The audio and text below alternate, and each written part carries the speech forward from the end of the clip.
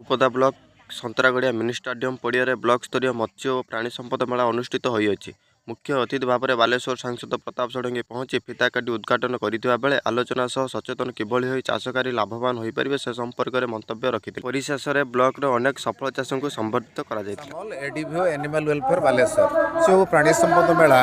ओडिशा सरकार गोटे अभिनव प्रयास एटा हूँ प्रथम थर पर ब्लॉक स्तर में आरंभ है। आगुरी जिला स्तर में होता है ब्लॉक स्तर है। यहाँ हूँ बालेश्वर जिलार तृतीय जगह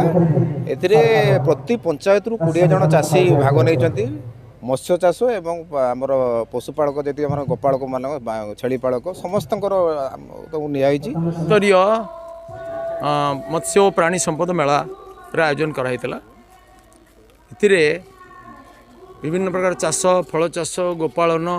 पशुपालन कुकुड़ा पालन बतक पालन ये सब सरकार जो सब विभिन्न योजना अच्छी से विषय में चाषी मान को अवगत करा चाषी मैंने किपर तार लाभ नहीं पारे